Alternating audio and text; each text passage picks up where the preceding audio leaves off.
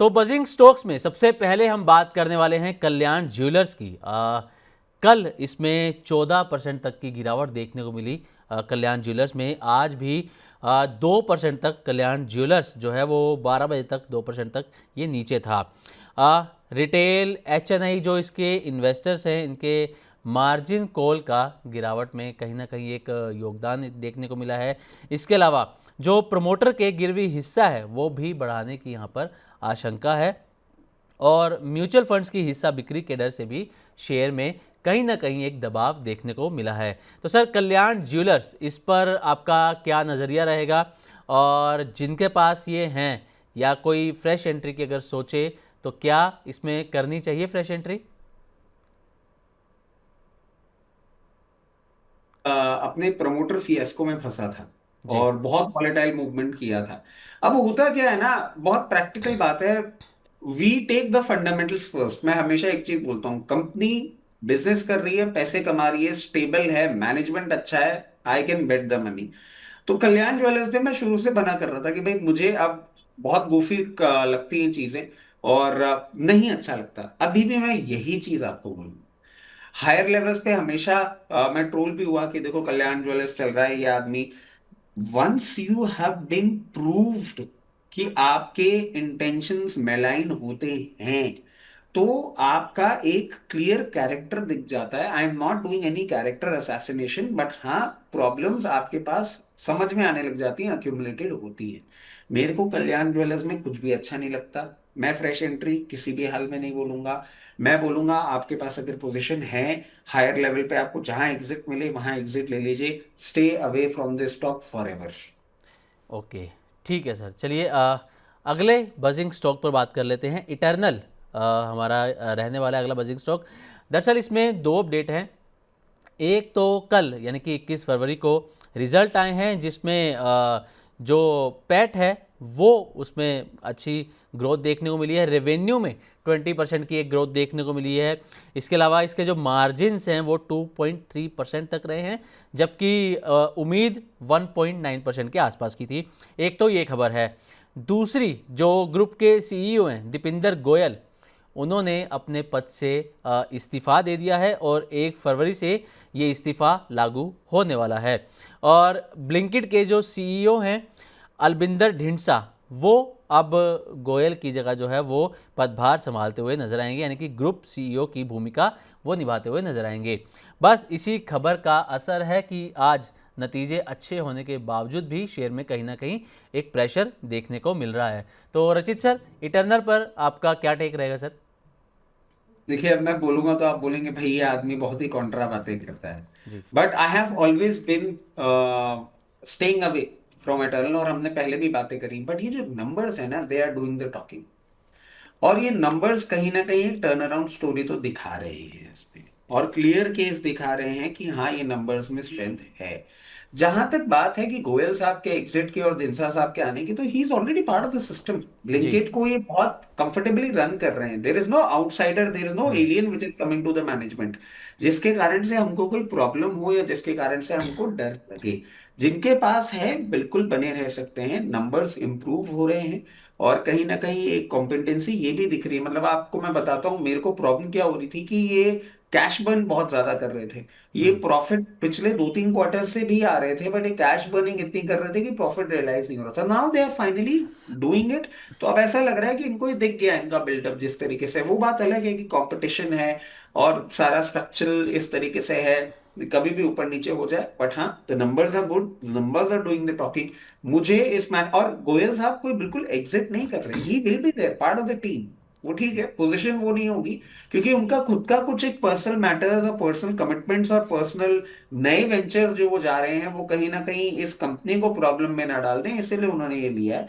तो मुझे इसमें कोई भी प्रॉब्लम नहीं लगती है। आप आराम से स्टिक अराउंड करें, जिनके पास पोजीशन है बने रहें, जिनके पास नहीं है और वो अगर चाह रहे हैं, तो मैं उनको एक चीज बोल देता हूँ, 264 से लेके और 240 तक की रेंज में जहां आपको मिले थोड़ी सी अपनी पोजीशन बना के रखिएगा। एग्रेसिवली मैं अभी भी लॉन्ग होने के लिए या क्वांटिटी भरने के लिए आपको नहीं बोलूंगा। छोटी क्वांटिटी के साथ आप इसमें अब आना चालू कर सकते हैं। जी बिल्कुल। तो जो दीपिंदर गोयल हैं वो कंपनी के जो वाइस चेयरमैन हैं और डायरेक्टर इसकी भूमिका में वो रहेंगे, ग्रुप सीईओ की भूमिका में नहीं रहेंगे वो। ये इसके अंदर अपडेट है। अच्छा सर, जहाँ तक मुझे मैं याद कर पा रहा हूँ, if I am not wrong, कि आप इटर्नल से ज़्यादा स्विगी आप शायद प्रेफर कर रहे हैं, अगर मैं गलत नहीं हूँ तो। नहीं नहीं नहीं नहीं नहीं, आप मानेंगे मैं दोनों ही में ही बुलिश नहीं था। ओके। मैं आपको एक चीज बताता हूँ, मेरे को problem in new age business में क्या है ना, ये जी। जो कैश बर्निंग करते हैं, प्रॉब्लम मेरे को यहाँ पे दिखती है कि why do you need to burn cash like this. और राइट। स्विगी में मैं मतलब मेरा कोई टेक नहीं है जी स्विगी जी। में इतना ज्यादा। बट हाँ, एटर्नल पिछले 3 क्वार्टर से जो कैश बर्निंग कर रहे थे अब वो रिलैक्स हो रहा है, तो कहीं ना कहीं मैं समझ रहा हूँ कि जो वो स्ट्रक्चर अप्रोच करना चाह रहे थे जी। ना, वो अप्रोच हो चुका है। तो let's see how it pans out. मतलब I have no nothing against anybody ना, कि जी। नहीं मुझे शेयर पसंद नहीं, मुझे आदमी पसंद नहीं, नहीं शेयर सारे अच्छे होते हैं। बट एक रीजनेबल लेवल पे अगर वैल्यूएशंस आती हुई दिखे तो ठीक है, थोड़ा थोड़ा करके लीजिए। जी। क्योंकि अब मैं और क्या देखना चाह रहा हूँ कि इनकी अर्निंग ग्रोथ किस तरीके से होती है, फिर एक रिविजन और री रेटिंग एक बाद में होगी। बट हाँ, इतनी डरावनी बात है नहीं जिस तरीके से एयरटेल ने एक मूवमेंट किया है। बिल्कुल। चलिए, अगले बजिंग स्टॉक पर हम बात कर लेते हैं। अगला बजिंग स्टॉक रहने वाला है वारी एनर्जीज का। दरअसल इसके भी Q3 के रिजल्ट आए हैं।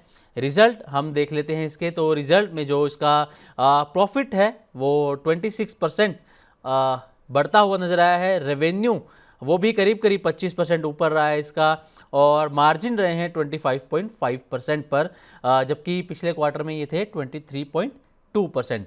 तो सर, वारी एनर्जीज ये कंपनी आपको कैसी लग रही है सर? टेक्निकली भी आपसे एक टेक चाहेंगे और फंडामेंटली तो चाहेंगे आपसे, दोनों तरीके से आपका व्यू चाहेंगे सर इसमें। देखिए, फंडामेंटली वारी एनर्जीज आप देखें कोई प्रॉब्लम वाली बात नहीं है।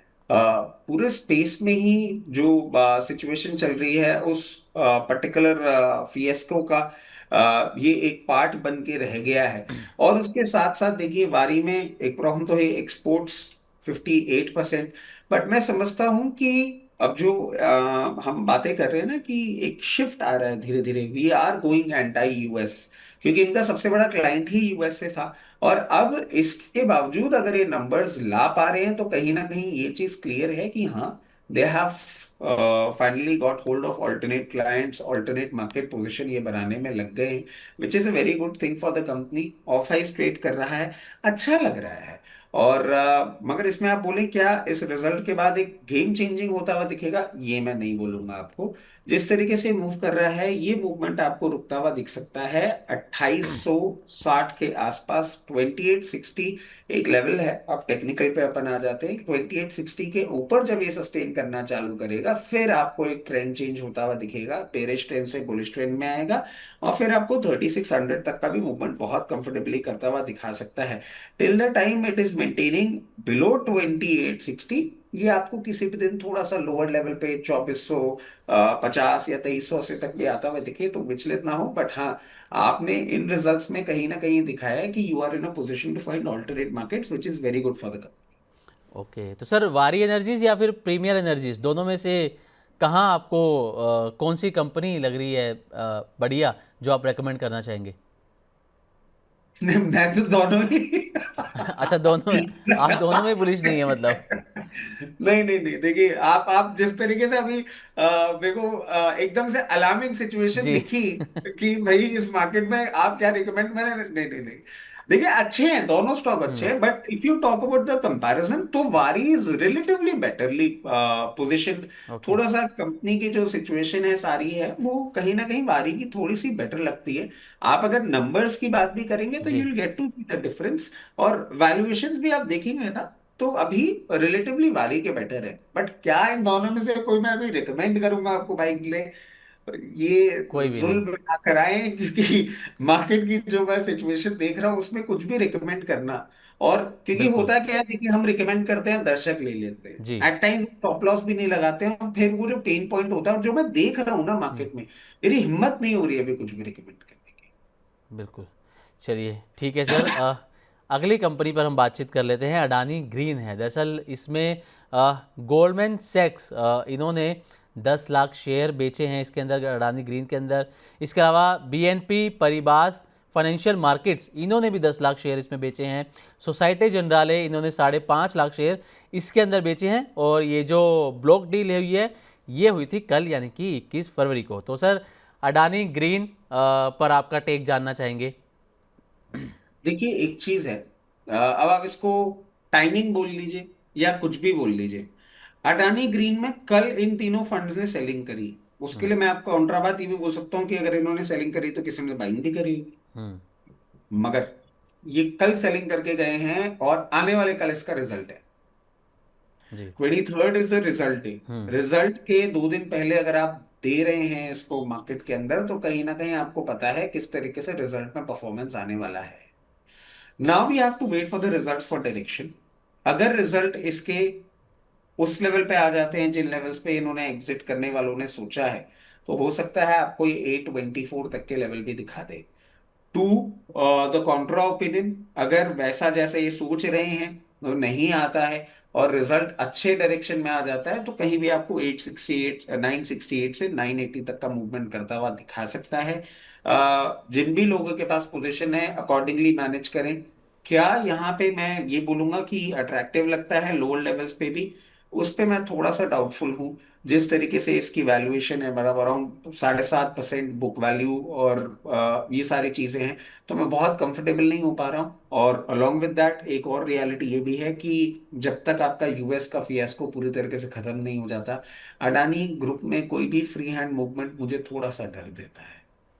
ओके, ठीक है सर। चलिए बैंक ऑफ इंडिया में बात कर लेते हैं। अगला बजिंग स्टॉक है हमारा, इसका भी रिजल्ट आए हैं इसलिए ये भी चर्चा में है। Q3 के इसके भी रिजल्ट आए हैं जिसमें इसका जो प्रॉफिट आफ्टर टैक्स है उसमें 7.5% की इसमें एक ग्रोथ देखने को मिली है। NII इसका अप है 6.5% और जो ग्रोस NPA है वो 2.26% पर है यहाँ पर, और नेट NPA हो रहा है 0.60% पर क्वार्टर ऑन क्वार्टर बेसिस। तो सर बैंक ऑफ इंडिया ये आपको कैसा लग रहा है, या फिर अगर कोई इसमें पैसा लगाना चाहे, फ्रेश एंट्री करना चाहे, हालांकि शुरुआत से हम बातचीत कर रहे हैं कि बाज़ार से फ़िलहाल आप दूर रहने की सलाह भी दे रहे हैं लगातार लेकिन अगर कोई आना चाहे तो क्या आप बैंक ऑफ इंडिया में आने की सलाह देंगे, या इसके अलावा कोई और आप बैंक सजेस्ट करना चाहें? देखिए बहुत क्लियर केस बताता हूँ कि हम लोअर लेवल्स पे बेस पे बुलिश थे पूरे जी। पीएसयू केस में। मतलब आपसे नहीं हो पाया था उस टाइम बातचीत, मगर करीबन स्टार्टिंग मई ऑफ 2025।